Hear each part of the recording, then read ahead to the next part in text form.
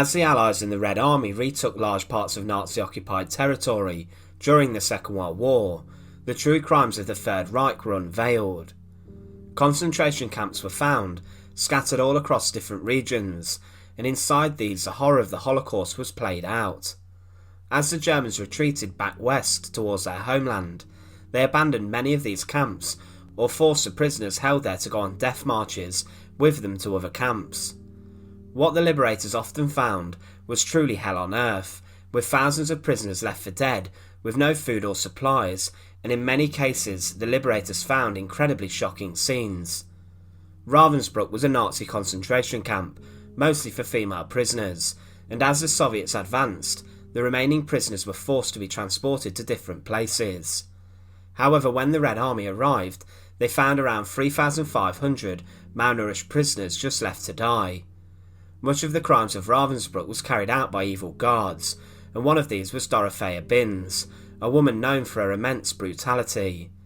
So join us today as we look at the justified execution of Dorothea Binz, the Beast of Ravensbruck, and remember to support our channel. Please make sure to subscribe. Dorothea Binz was born into a lower-class German family in Brandenburg. Her early life was relatively normal, and it's assumed that she attended the normal youth groups that girls did during Hitler's rise to power in Germany. When Hitler seized control of the country, Dorothea was just a teenager, so she most probably would have joined the League of German Girls or Maidens. The youth groups had different roles for boys and girls.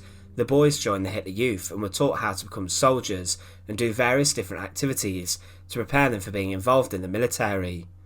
But the girls' groups were to prepare them for being mothers, and they were taught how to complete domestic jobs, such as looking after a home and cooking.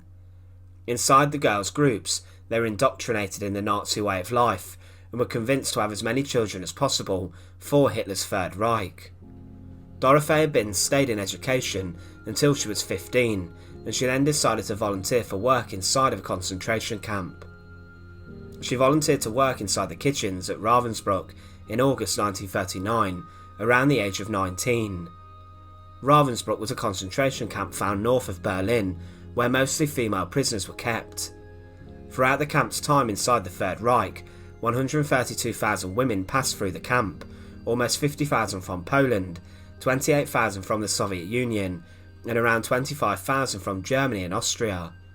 More than 80% of the prisoners were held for political reasons, and inside the walls there was a significant amount of slave labour utilised by the group's Siemens. It's estimated that around 50,000 prisoners perished inside of Ravensbruck from either disease, ill health, starvation, or were murdered in various different ways. Now at Ravensbruck, the camp staff included around 150 female SS guards, who were assigned to oversee the prisoners. The camp also became a training base for female overseers, and 4,000 SS female guards learned at Ravensbruck.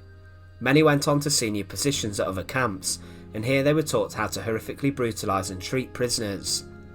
Dorothea Binz rose to the position as a female overseer within a month that she was at the camp, and the women guards inside the camp were known to be particularly savage. There were many examples of other guards such as Irma Grays and Ruth Neudeck, who after the Second World War were sentenced to death for their crimes committed at Ravensbruck and various other different camps. Now whilst working there, Binz was known as a true star of the camp and as the chief guard who overshadowed her superiors. In different parts of Ravensbruck she worked, including the kitchens and the laundrette, and she was also a supervisor of a bunker at times. Inside one of these bunkers she was alleged to have tortured many of the prisoners and also killed many using various savage beatings. Remember, she was only just around the age of 19 when she first arrived at the camp.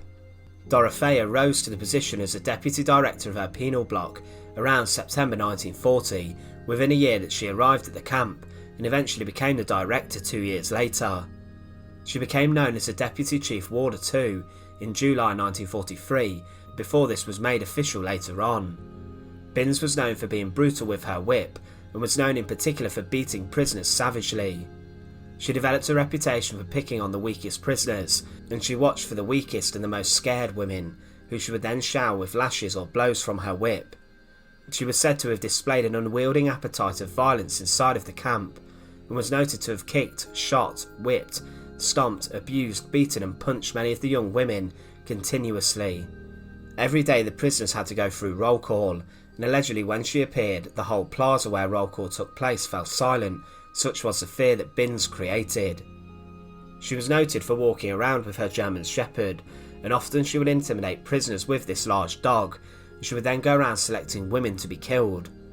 Dorothea Binz also was noted for having a boyfriend, an SS officer named Edmund Browning, and together the couple were known for going on romantic dates, walking around the camp hand in hand, watching women being flogged and whipped. They would watch these incidents together almost like a movie, before walking away laughing, and together they did live in a house outside of the camp's walls. Another aspect of Binz's role at Ravensbruck was to instruct and teach other women to become brutal guards inside of the system. The camp, as mentioned before, was a training centre for guards, and Binz taught a number of different classes, intent on instilling the necessity for evil treatment for the future guards of the camp. The conditions inside Ravensbruck were despicable, and a former camp prisoner stated of them, "They didn't shoot the women, we were to die of misery, hunger and exhaustion. When we arrived at Ravensbruck it was the worst. The first thing I saw was a cart with all of the dead piled on it, their arms and legs hanging out, their mouths and eyes wide open. They reduced us to nothing. We didn't even feel like we had the value of cattle. You worked and you simply died." It was guards such as Dorothea Binz who made the prisoners feel exactly like this, breaking them to make them feel like they were worthless and useless.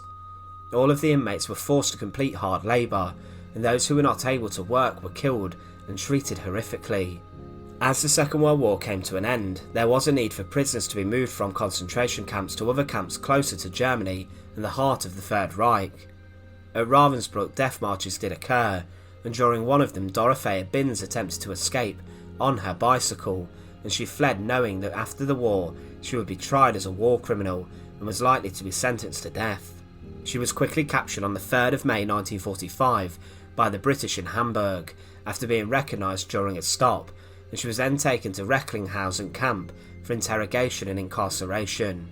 She was then taken to the Hamburg Ravensbruck trials to face justice.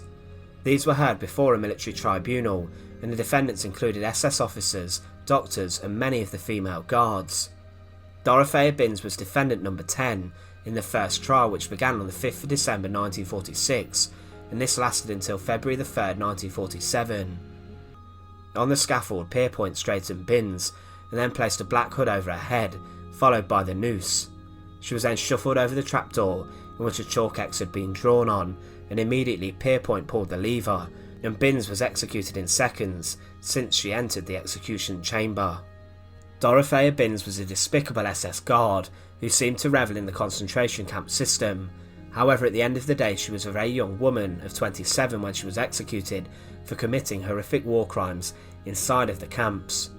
She was noted for the immense brutality she showed and the suffering she inflicted, but what is very sick is that she encouraged and taught many other female guards in her ways, and for this she had a greater impact on the Holocaust, with many guards who learnt from her, taking her methods all across the Reich territory and spreading horrific treatment.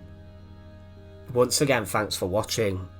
To support our channel, please make sure to subscribe, and once again, thank you so much for watching.